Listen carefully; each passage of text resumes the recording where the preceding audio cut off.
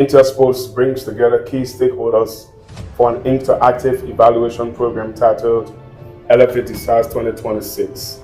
This platform provides 45 minutes of daily interaction, giving every member of our football family, from grassroots clubs to national heroes, an opportunity to have their voice heard over the next 6 weeks. The upcoming election for President and Executive Committee members promises transparency, unity, and progress for our beautiful game. Join me, Ben Gagba, Monday through Friday at 11 a.m. and take part in shaping the future of Liberian football. Your vote and your voice matter.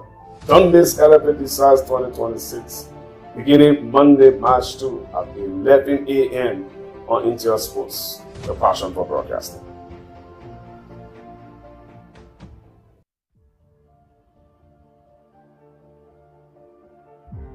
As the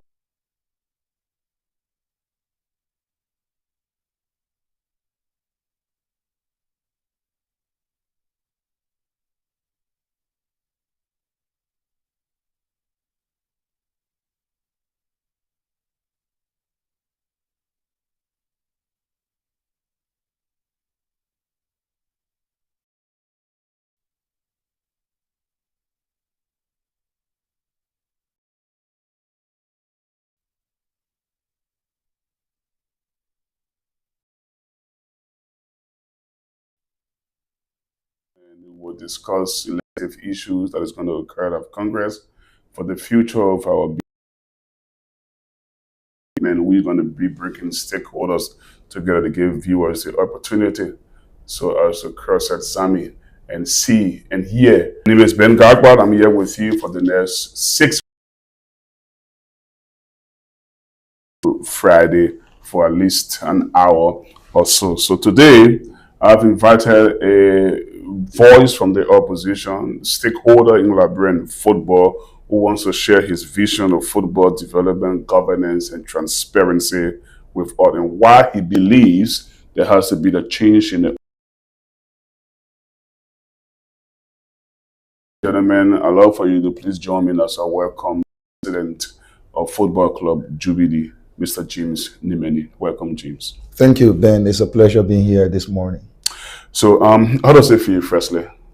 This is the first edition of the program. You're our first prom guest. I know you've been here before. You've been with Intel, whether at this studio or not. But I think I sat with Intel before, and I feel good to be part of. It's good to be here this morning on the Made It edition. That we'll have a very fantastic conversation. Yeah, I so much believe we're going to have a fantastic conversation. So my name is Ben Gag. 6 weeks or so, running straight into which should be held in Maryland County. Is it a surprise that the election will be transported from Montserrat to? Because we've been listening to the president over and over talking about Maryland, and the stakeholders are all energized and are waiting to see what will happen next. You hear more from James Nimeni, in this break.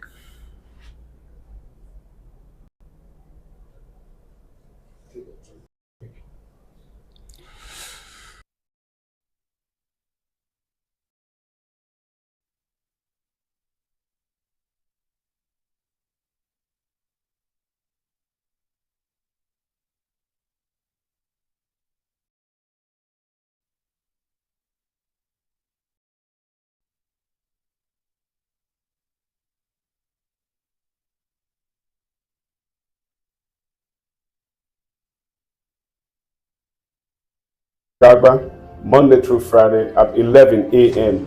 and take part in shaping the future of Liberian football. Your vote and your voice matter. Don't miss Lfa Decides 2026, beginning Monday, March 2 at 11 a.m. on Intel Sports, the passion for broadcasting.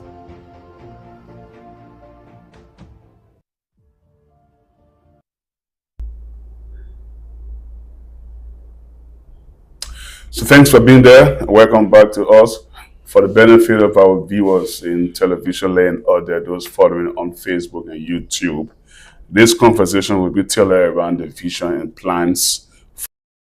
Give your pictures, hold on, Right. go also what we have to discuss. We also discuss transparency, accountability in football, which will all be these elections are bordered around, and we'll also go on to discuss stakeholders before and after the election. Right. If you go on to win, it's going to be the relationship between the stakeholders, and the authority of football going forward. In the first maybe 3 months or so, where the opposition side deems he wins the election, what are they going to plan to do? And then, at this critical stage. So again, let me say welcome. Thank you, Ben. First, most people want to hear, what do you oppose football current leadership?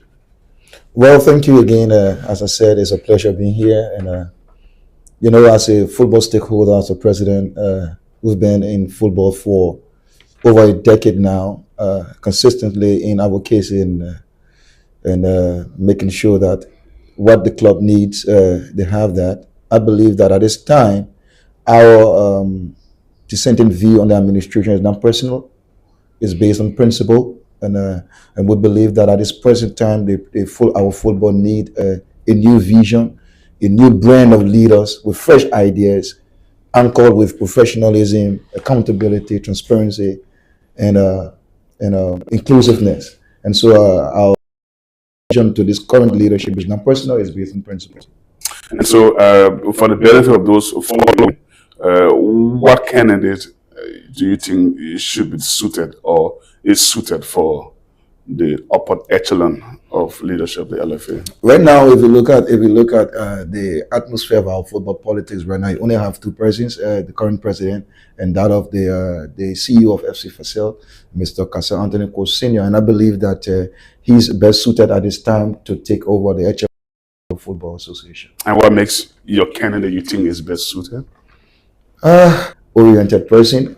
He's passionate about this game of football in our country, evident by his investment with his institution, FC Facel, and the brand that he has, the passion that he brings to the table. And I believe that he had also a powerful negotiation drive that is embedded within inside of him and predicated upon these things that I have seen and I have witnessed, I have worked along with him with. I believe that he's best suited at this time to take our football to where we, the football stakeholders, want to see it. And the current leadership has been involved with lots of developments. I mean, of key stakeholders in football, talking about coaches, medics, and so forth. What's wrong that you want to change? Yeah, I think it's good that all of these capacity building is going on in the house of the LFA, and when it comes to the working relationship with the hierarchy, quote unquote, the top guys at the LFA, with stakeholders that they refer to as critical voices. I think all of your views need to be brought on the table. I feel that at this point in time where people are coming up with dissenting views, dissenting opinion, raising critical issues that is affecting our football, clubs are being targeted, stakeholders are being targeted and branded with names. It is not right for our football because we are at a very critical to take our football to where it is, to where should be a change in the leadership that will bring fresh and bring. Some of the words I heard from you, clubs have been targeted, other names and so forth. Right. What do you think? I mean, clubs have been targeted in the manner and the form in which you are describing. It's only because of this current. They don't want to see people raising critical issues of our football, and so when you raise this concern in the then your clubs start to get targeted, and then at the end of the day, you will see the dividend by people being struggling in the league, going to match day, having challenges with officiating, and all of these things happening because we see that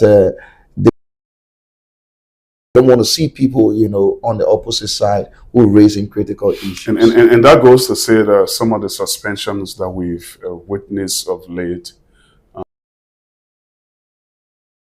these are some of the reasons why you think.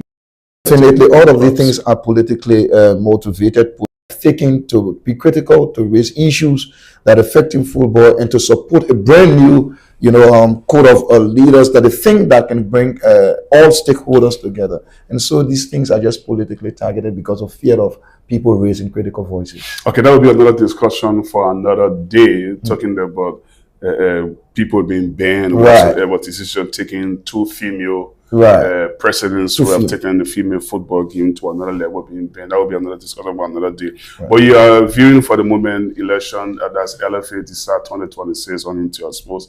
My name is Ben. My primetime guest today is Mr. James Nimeni. He's president of Jubilee Football Club. I must mention, very struggling Jubilee football. So how many players did you register this time?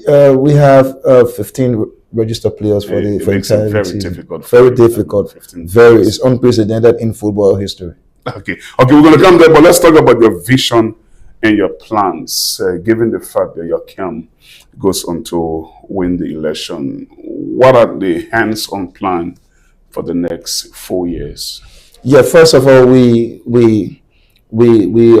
have a blueprint that talks about accountability, transparency, professionalism, inclusiveness for all stakeholders in football, and we believe that upon assuming the position of the LFA, the top position, the top seats of the LFA, first and foremost, what we want to do is to make sure we bring the LFA in the new way that we attract more investments, to bring opportunities for the clubs, to bring opportunities for the employees, the coaches, grassroots football, women football as well. So we have a very fantastic plan set up already, and I believe that once assuming the position of the LFA, all of these things will be put into play because they are already been set up already, and we're just waiting for the appropriate time to get the ball rolling. We'll talk grassroots football and women football, which is a very cardinal part in this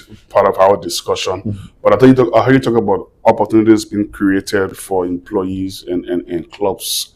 What are you talking about? So, as I said, my candidate that I support, Mr. Kasa Anthony Cole, is a very, very powerful man when it comes to negotiation. Yeah, thanks to FIFA, thanks to CAF for the opportunities that have been provided for the LFA. But we believe that with his ability to negotiate out there with his partners, international partners, to bring in more opportunities that will create the atmosphere for employment, that will create the atmosphere for capacity building, that will create the space for inclusiveness in football. We believe that he has that power, he has that willpower, the drive to do that, because I have worked with him. I have seen him engaging a couple of people of reason and making sure they commit themselves to the process to develop our football where we have some hitches. So I believe that yes, we can have a better LFA under the leadership of Councillor Kome in terms of capacity building. The current leadership has made some significant strides. I'm sure you're going to admit to that when it comes to grassroots football development.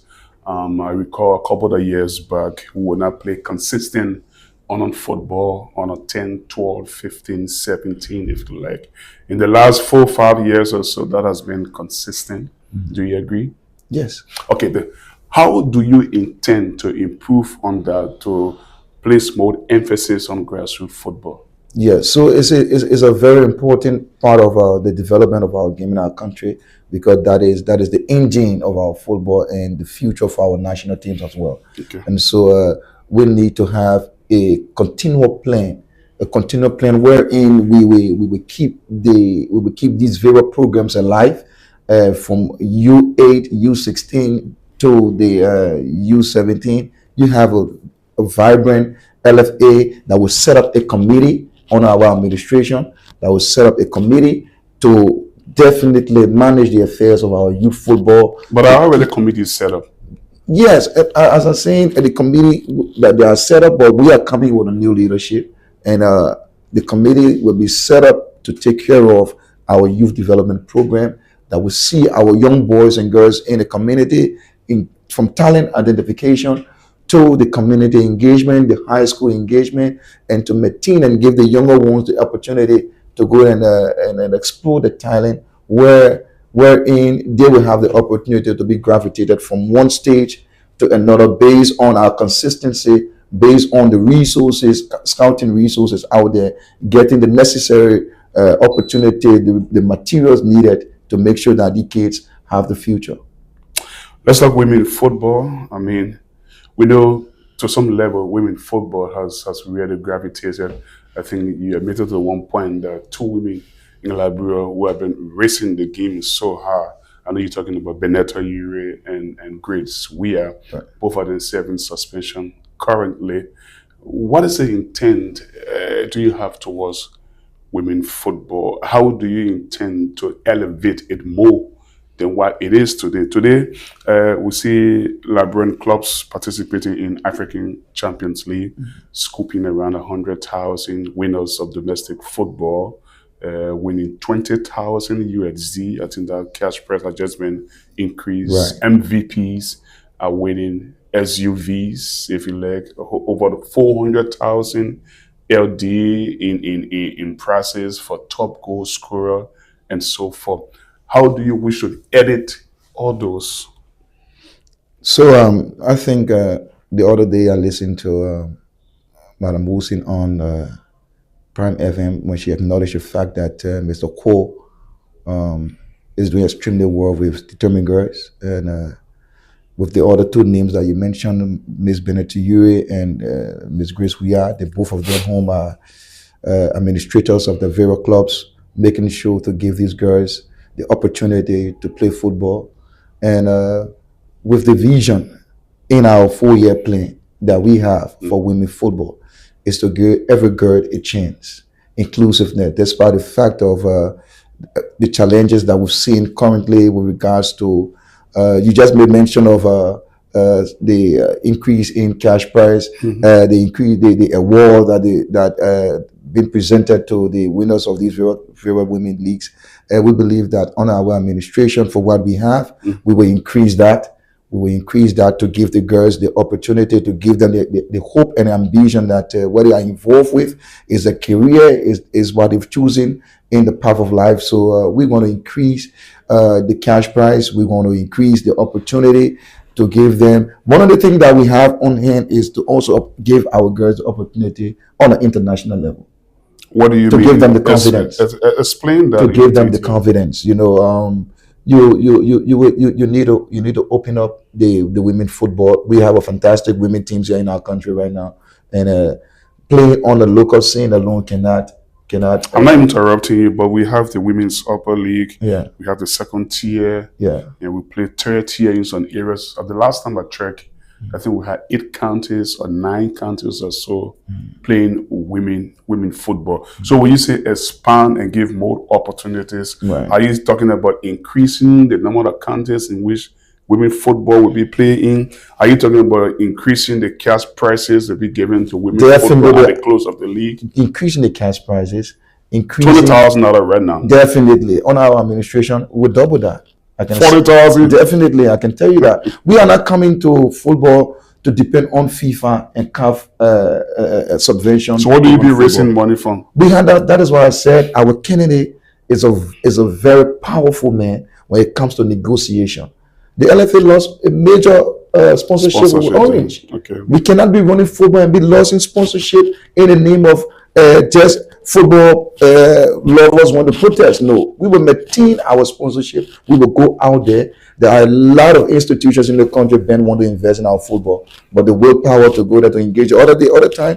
So another company wanted to give 50,000 to FC Fasel for sponsorship, and the CEO of FC Fasel refused that because the brand that he has, he know the brand and he know the mind that he wants that he has for football, and the financial difficulties that all the clubs are going through in the country. So why would FC Fasel alone stand to benefit $50,000 from just a single sponsor? So all of these things, As I've said, they are coupled around the negotiation and the willpower of Mr. Anthony Caselco, who have the ambition to give women the opportunity to play, create more avenue, create more counties, create more awareness for women football, include them, make sure that they have the necessary materials in terms of financial support, and then you give them the bigger platform then on the international level as I well. want to stick with Brandy a little because you brought that up. Right. You talk about how the LFA lost a sponsorship deal Right. with Orange Liberia on grounds that people were protesting continuously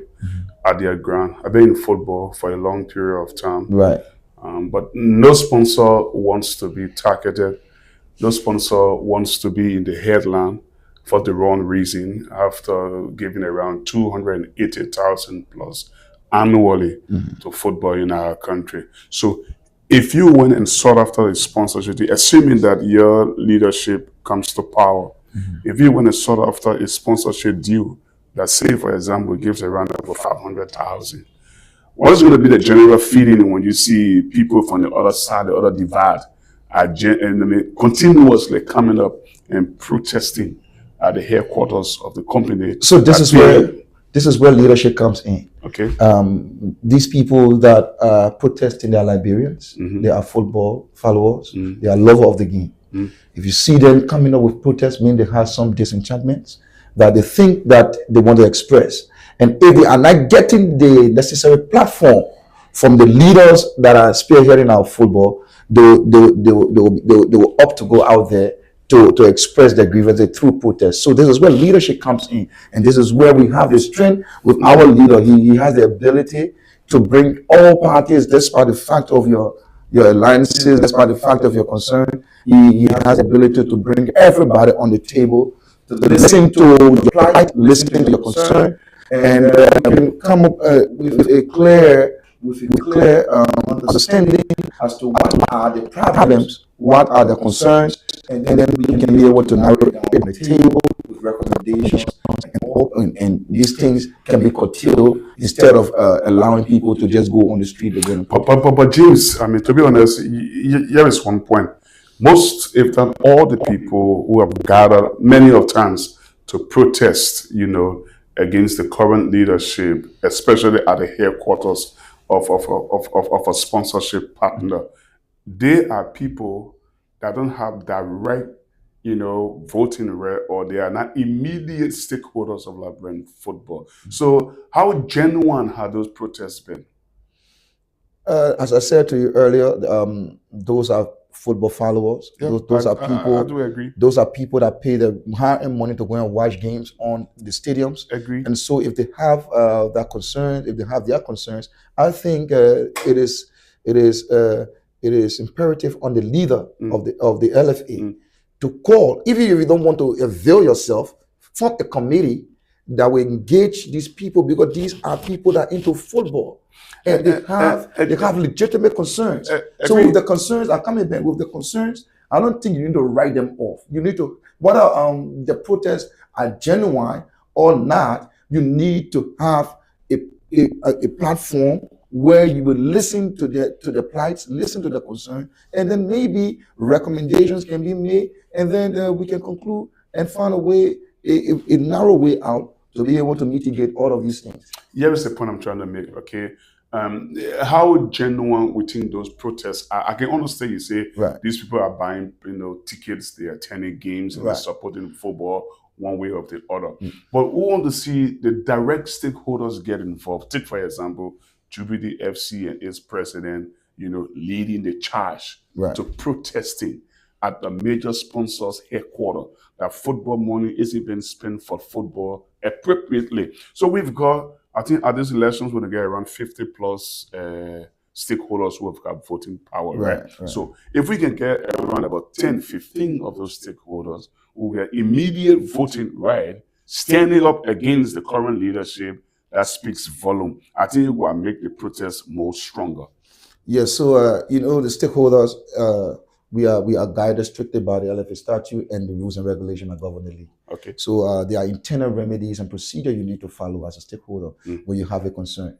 And you cannot just get out in the street to say you want to go and lead a protest or what have you. Okay. So if we have a legitimate concern as stakeholders, as you just said, 50, you have 50 plus, you have 25 stakeholders who have legitimate concern. Our thing is to communicate to the LFA, write a petition, all 25 clubs sign it, and then and pin down our concerns in the petition, predicated upon that the LFA should be able to call us to a stakeholder engagement where these things will be discussed, and then a way forward can be concluded.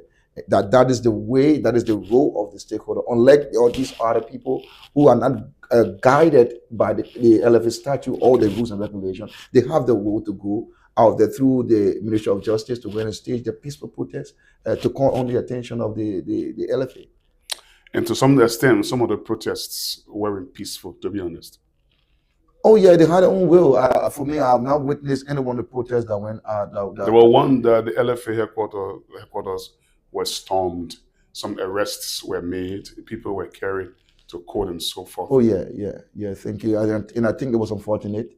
It was unfortunate. As a football stakeholder, I can sit in the studio and support such an act. It is totally against football. If we have differences, as I said, there are other civil way you can be able to channel your grievances, and I believe that it will be heard in a very professional way. But you cannot go and stone the LFA headquarters. Although the LFA headquarters, the cost has been inconsistent over the years, and we yet to get the actual cost of the LFA headquarters. But you cannot go and damage our 1.5 or 1.9 million dollar headquarters while we are still fighting to know the actual cost. Let's stick within the range of the conversation. But is it perceivable to think, if you were in authority, current authority of the LFA, is it perceivable or conceivable to say that the other side of the divide in the LFA politics now were the ones that were sponsoring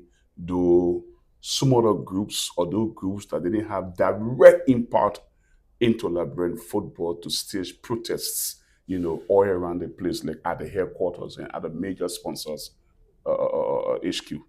Look, Ben, I have been in the opposition side for over two terms now for this president, and I have not seen anybody from the opposition, from the other side of the divide, staging a meeting where they are directly financing or supporting some group of people who don't have direct involvement with football to go and stage a protest that will cause mayhem at the end of the day. No, I have not seen that.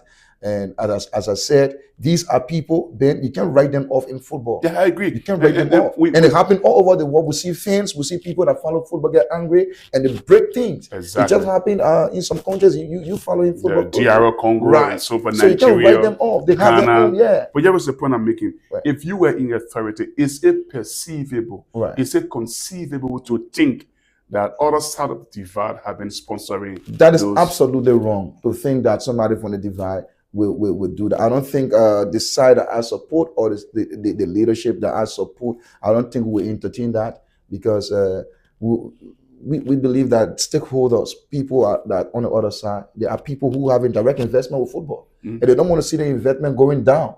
They want to see the investment making returns. So you will not be investing in something, and you'll be somebody will be making huge investment in something, and you in power will perceive that somebody from the other side of the divide is sponsoring a protest that is causing problem or civil unrest in our country. I don't think it's necessary to think that way. You're watching Lfa Decides 2026. This is a maiden edition. Our prime guest on this presentation is Mr. James Nimeni, president of Jubilee Football Club. I hope I got the pronunciation correct. Right. James Nimeni, right. President of Jubilee Football Club. He's been in football for a very, very long period of time.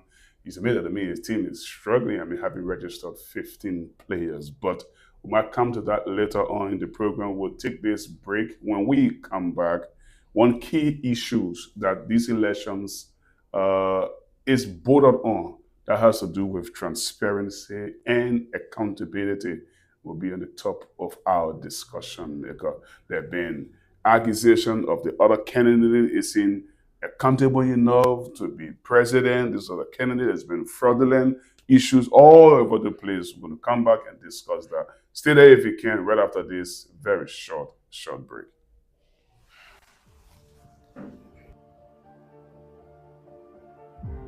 As the LFA heads the elections on April 18 in Maryland County, Intersports brings together key stakeholders for an interactive evaluation program titled Lfa Decides 2026. This platform provides 45 minutes of daily interaction, giving every member of our football family, from grassroots clubs to national heroes, an opportunity to have their voice heard over the next 6 weeks. The upcoming election for President and Executive Committee members promises transparency, unity, and progress for our beautiful game. Join me, Ben Gagba, Monday through Friday at 11 a.m. and take part in shaping the future of Liberian football. Your vote and your voice matter. Don't miss Lfa Decides 2026, beginning Monday, March 2 at 11 a.m. on Intel Sports, the passion for broadcasting.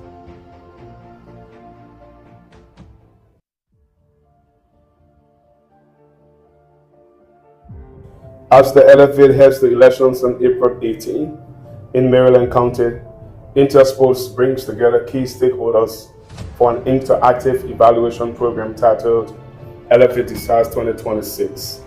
This platform provides 45 minutes of daily interaction, giving every member of our football family, from grassroots clubs to national heroes, an opportunity to have their voice heard over the next 6 weeks.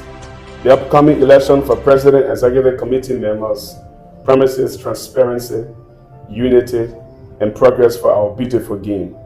Join me, Ben Gagba, Monday through Friday at 11 a.m. and take part in shaping the future of Liberian football. Your vote and your voice matter. Don't miss Lfa Decides 2026.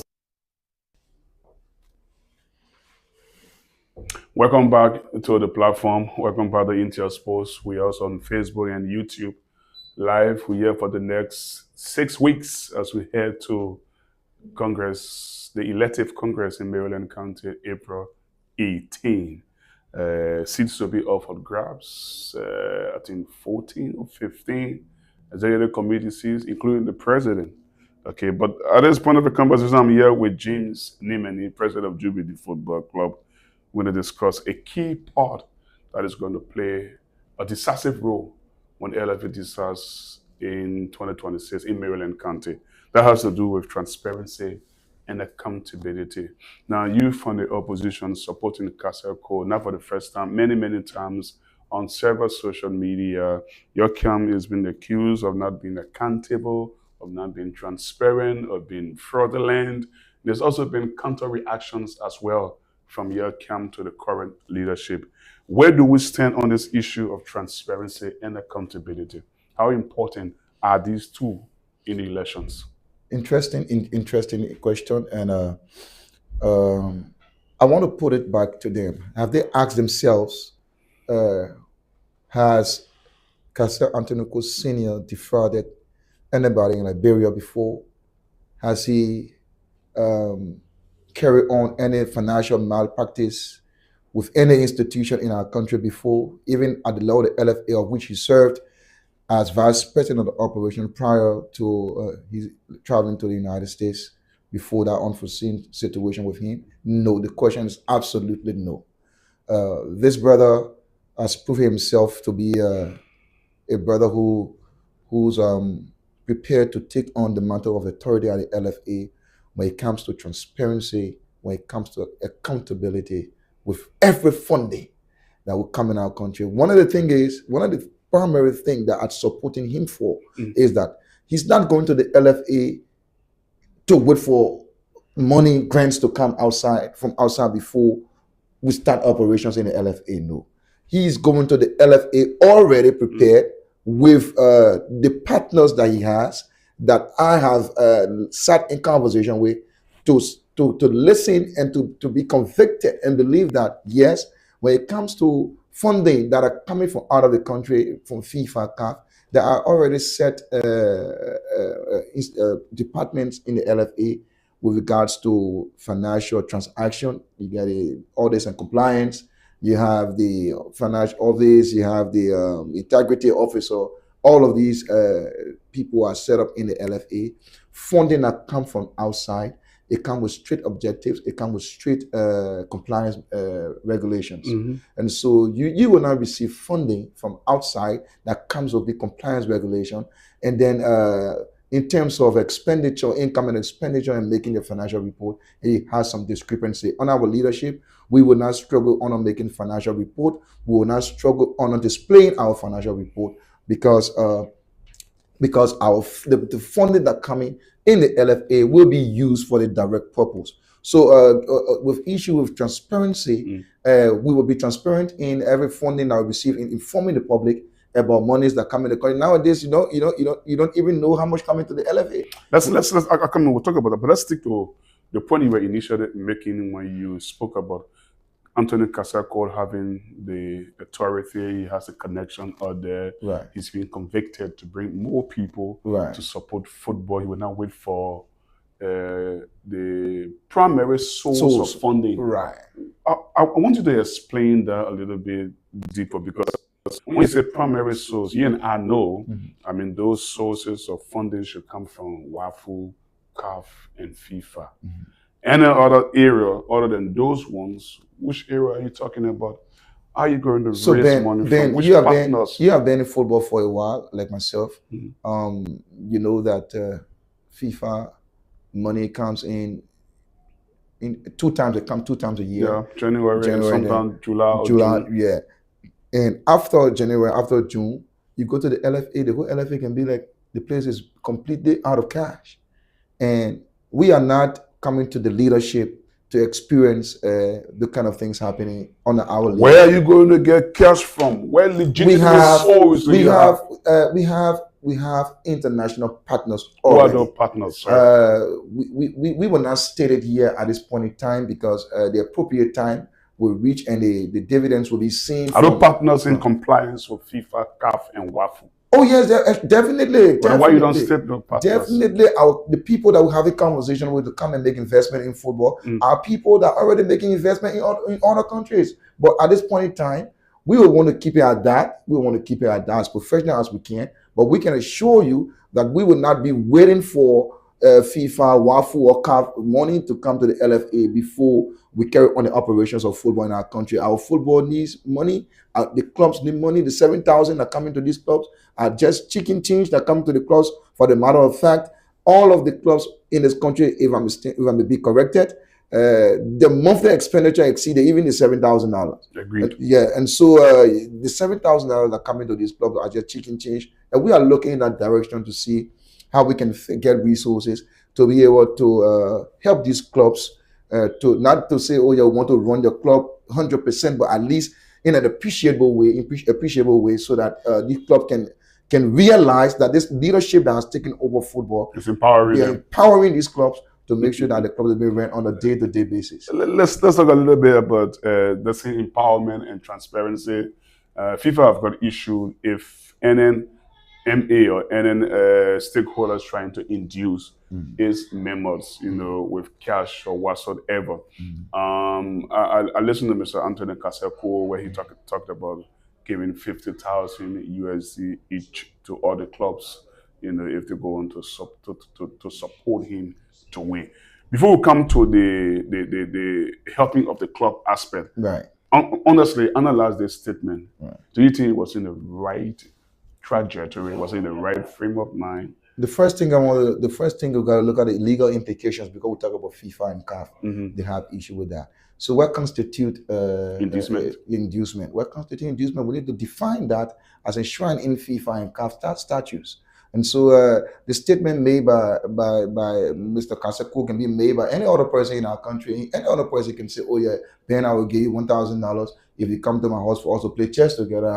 Because I'm aware that you're a very good Scrabble player. Right? No, but that's not the issue there. So anybody can say that. And coming to the issue of Mr. Cole stating that I will give 50,000 to each club. Has he given 50,000? No, he hasn't given. Has it been deposited in any account with evidence of proof that money is being deposited in club's account? No, those are just political driven statement that any politician, we are in a troubled political time. So he was only making those statements. That political statement to be able to attract that political statement, attract stakeholders to him like moth to a flame.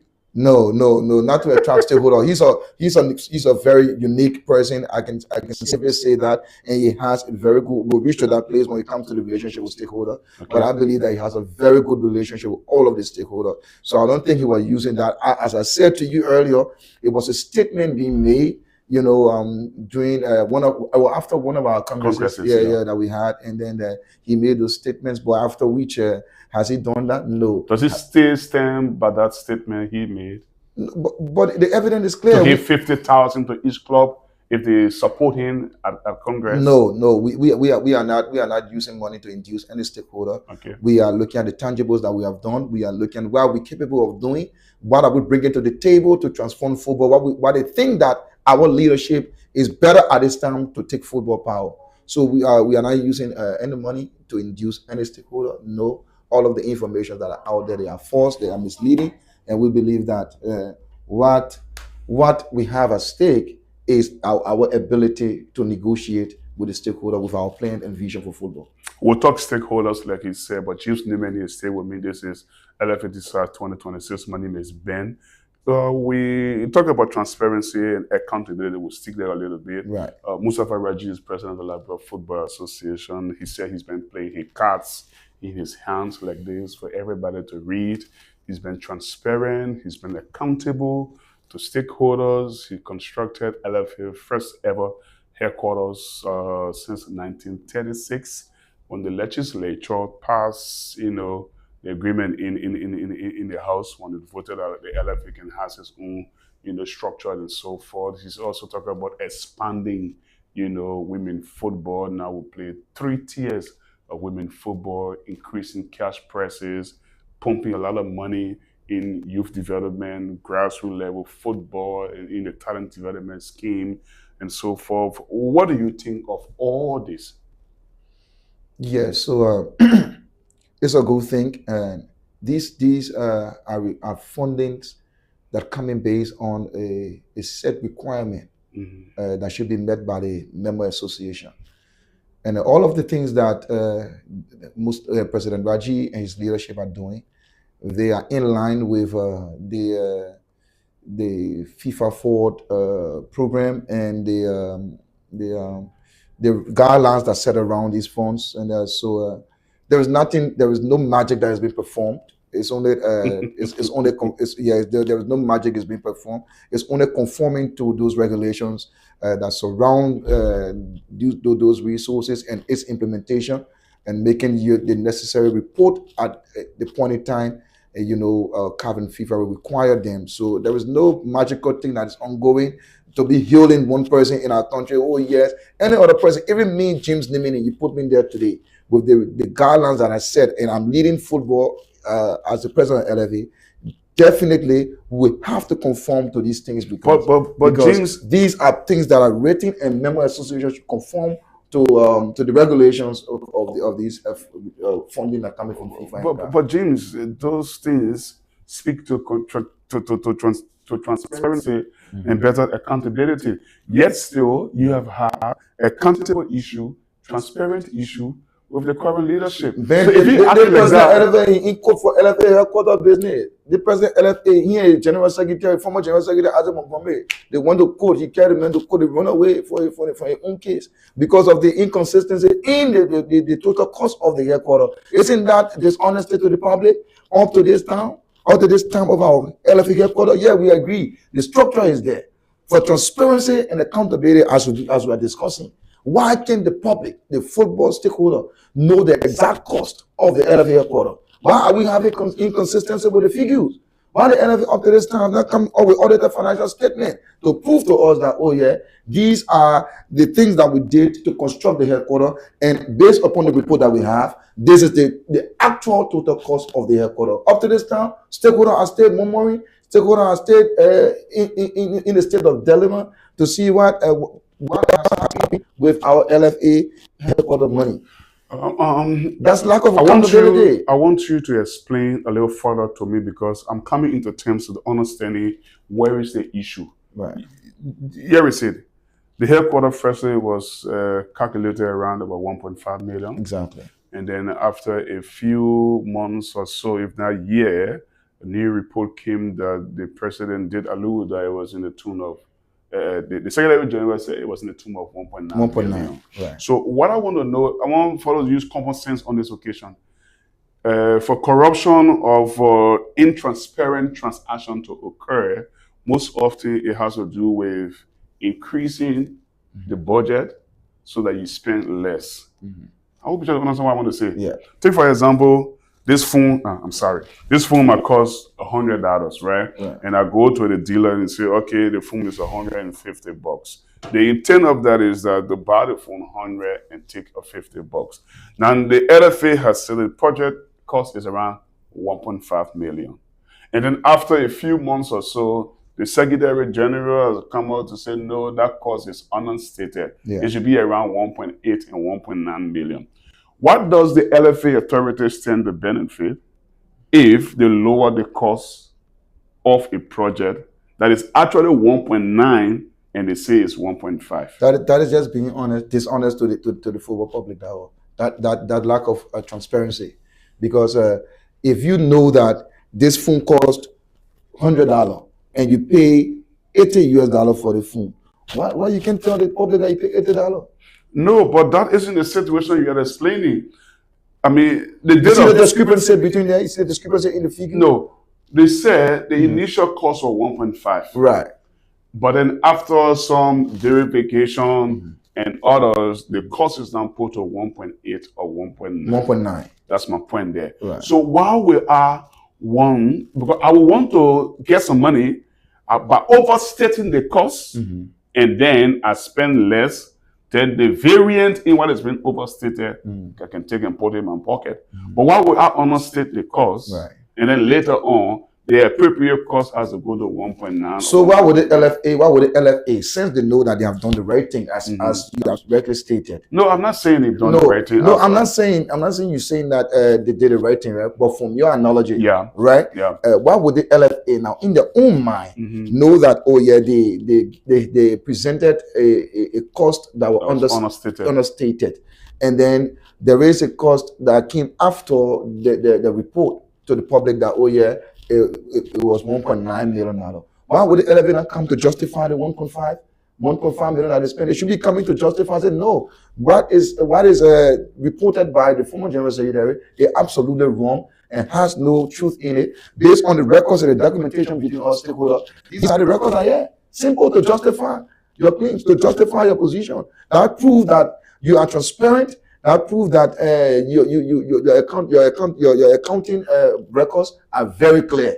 But you cannot be having inconsistency with two figures, and then you're telling us that you come back to us to give us that up to this time are not coming, they are not returned to stakeholders or to the football family to inform us whether the claim made by the former General Secretary was misleading to the public. No. But this is the forum to discuss that. I mean, have you raised the issue in Congress?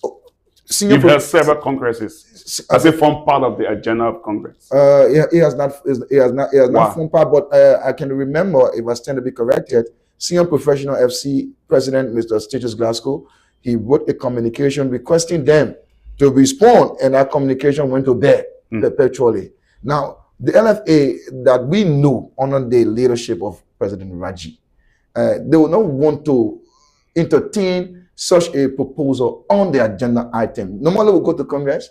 You don't hear stakeholders going to Congress to discuss the proposal that has been made. All of the things that you see, the Congress will go there nowadays. The Congress is stage money. What about if the school go to SKD, to ATS, the $300,000 school to ATS? What become of that? These are dishonesty. These are lack of accountability. These are misappropriation of the funding that are coming. What was the significance of the school board to ATS? $300,000 for God's sake, man. $300,000 is not small money in football. And then you say you put it at the level of ATS for us. How many games did that school board show for on ATS? But I think you're the same person who told us that the projects have been supervised by FIFA, and then they do inspection when they pass the budget to have it done. So it is under the leadership of the LFA just supervised. What was the significance of the school board? What was the significance? So you think it was not important that you read the scoreboard then? But you're not questioning that 300,000 was spent. It has been questioned, but at the end of the day, people branded us as people who doesn't want to see the improvement of football. Once you raise the critical issue, the LFA brand you as you don't want to see the improvement of football, Ben. So we believe that the LFA too has some challenges when it comes to accountability and transparency. So here is a key point that your candidate Anthony Kaseko, most people don't believe that he will pass the threshold, to contest the presidency because he might feel integrity check. And this brings us back to the issue of transparency and accountability. It's so unfortunate that people will spend all of the time, on one issue in the LFA statute, thinking that it will be a barrier to stop Mr. Cole from contesting. Whoever may be thinking in that way, I'm sorry to inform them that they are daydreaming. They need to wake up from the slumber right now, because a very short time from now, you will see Kaseko on the ballot. For the matter of fact, we are waiting already. We are already prepared. His application to register for the elections, his file has been prepared already. We are waiting. Once the election commission come up with the date, the guidelines, everything, we will submit all of the necessary documentation and register our candidate. And let's see, based on our submission, and I believe that Mr. Cole will definitely be accepted by the election commission, and then he will be on the ballot. So anybody who's daydreaming about that provision, the Constitution of Liberia is very clear. I don't want to go in the legal basis of that. But football is different from government politics or so. Right. Are you aware that government and FIFA steps in whenever there is governmental interference in football? Football has its own rules and so forth, and it has its own code. You've tested the code at CAS before, right? And so if there's a situation arising from the level of football in your country, the best place you will have to test it again will be at CAS instead of talking about the judicial system. This is a constitutional issue. Excuse me. There is a constitutional issue that has to do with the rights, the civil rights of a citizen of a country. And so we need to go to the Supreme Court to be able to interpret that particular provision in line with the Liberia Constitution, to see whether is that in conflict with the Liberia Constitution. Based on the opinion of the Supreme Court, I think Supreme Court will give an opinion, I think somewhere around the second or third Monday. And then at the end of the day, the LFA, in their own wisdom and in line with the laws in the book with regards to extraordinary Congress, I think there should be another extraordinary Congress that will be convened to make amendment in a portion of the LFA statute. And then, am I correct to say, are you a lawyer too? No, I'm not a lawyer, but I'm in the legal field because I'm a sitting solicitor of Maggie County, and I practice law in the court as well, and went for several other training, but not a licensed lawyer from the Louis Arthur branch. So having said so, can you reference any point in the past where the Supreme Court of any country whatsoever had got involved with football laws and so forth, and had to change or undone anything that has to do with football? No, the Supreme Court is not coming to undo. The Supreme Court is only going to give its interpretation of the LFA statute in line with the Liberian Constitution. What if the LFA doesn't accept what the Supreme Court says, and it goes on to have an election? Take, for example, go on to deny a candidate of contesting, saying that the candidate doesn't meet the threshold. There are remedies in football that I think we saw the people that was admitted and voted for by Congress this gone Sunday. All of the committees, we saw the grievance committee, we saw the disciplinary committee, we saw all of them, and then there are procedures, election guidelines and procedures to follow when one person feels injured by a decision by the election commission. So we will exhaust all of those internal procedures. And if the LFA decides to deny Mr. Cole the ability to get on the ballot. Okay, James Nemeni is president of Jubilee FC. We've been discussing football matters ahead of Lfa Decides 2026. The election is in Maryland County on the 18th of April, and it's going to be fascinating. The last time the election, LFA election was taken out of Montserrat was in Grand Bassa County in 2014. That was the election that brought Anthony Kaseko to power as Vice President for Operation. Let's discuss stakeholders. Many say you've got 13 or 12 consistent stakeholders, new 7 stakeholders were admitted Congress. Yeah. As that figure increased from 13 or has it decreased from 13 downward or upward? Yeah, so Ben, I laugh because you talk about the consistent 13 that we had over the time. But to a serious note, Ben, we are in a very critical football period where the coin can be twisted at any point in time. It's about making the decision for football for the next 4 years. And what has happened over the time with our consistent 13 clubs is not what is happening now. This is elective Congress. We're talking about changing leadership, not only the president. For the matter of fact, some of us are here, we are also vying for a seat at the lower executive committee. Okay. And so we are also coming on the table with our own influence and support that we have from our own constituent or our stakeholder. So do you think that the 13 club will be consistent or it will decrease? No. Definitely it will increase because not only James Demini is contesting on Kasako as executive committee, but we got influential stakeholders who will be announced pretty soon, contesting as executive committee members on that ticket. And each and every one of those stakeholders has their own constituent of influence in football. And they're coming with their own people. So they definitely, then I can assure you that there's an interesting football political time. Are you going to play your cards open like this? Say, for example, everybody knows James Demini is president for Jubilee. He's inevitably going to support Kaseko. There's no secret about that. But some of the other stakeholders that will be contesting on your ticket whatsoever, are you going to display them, say this candidate is contesting on the ticket of Exactly. Yes, definitely. As I said to you, we have a press conference where we'll be unveiling all of our candidates to the stakeholders, announcing them and showing them to the entire country that these are people that feel that at this time they want to lead football. So Ben, as I said to you, our consistent 13 right now, where we are in a very, very appreciable period, and we have the numbers that we can safely say yes, we are getting there. Okay, finally we'll close up your message to the voters. I mean, how many now? Because 7 new clubs were admitted. Yeah. I think Beach Soccer have got voting right as well. I think they have five or 6 clubs or so. Yeah. So the last Congress was about 42, 43. Yeah. What has that number swelled to now? We should be around 52. 52. Yeah. Good number. 52, yeah. And your message to the delegates of voters? So we are at a very critical junction of our football. As I said earlier, this is not about voting against budget. This is not about voting against a proposal made by a stakeholder. This is about voting for a leadership that you believe as a stakeholder can lead football in the next 4 years to where all of us we want to see it. And I believe that at this point in time, it is important for all of the stakeholders, to include the new ones, to start to read between the lines, to see what has happened for over 8 years that they have not done that they want to do in 4 years, to that of the new leadership who wanting to take over power, what they want to do.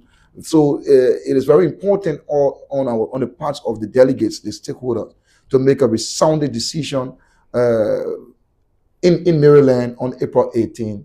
And I can safely tell you that the best person to lead our football right now to what we want to see it is Mr. Cancer Anthony Kosinia.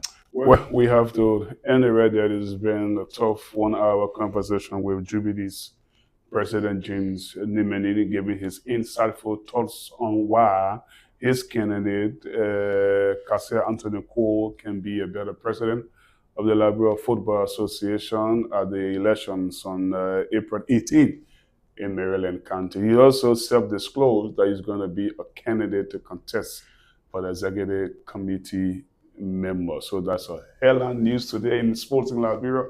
James Demini to contest for executive committee member at the 2018 election. My name is Ben. Before I go, we touch on a lot of things. We talk about transparency. We talk about vision and plans. We talk about relationship with stakeholders. Is there anything we didn't talk on you want to cap this our interview on? Yeah, so one of the important thing I want to share with all of us, including the stakeholders, the journalists, which is a very powerful tool in these elections. Uh, let us leave a space ahead that after April 18, there will still be a football space that all of us we will see and mingle and get on SKD to support the national colors, get on the stadiums to support our various clubs during league games and what have you. So we should not break the breaches. Football unites. Football doesn't divide in spite of our political differences and our alliances. They hold together. They propagate the gospel of our various camps, void of being personal, and there be objectives with the issues. And at the end of the day, the decision will be made on April 18th. So let me say thank you for having me, and let me say thank you to the followers. It's always a pleasure. We're going to be back here tomorrow, much sooner. We have to apologize for coming on a little bit late on today, but I have to say thank you so much, James, for being so patient. Yeah. Having stepped in as our first prime guest. My name is Ben. Many thanks to the production crew, and we're going to be back here tomorrow around 11 o'clock. We do have Milton Yoko.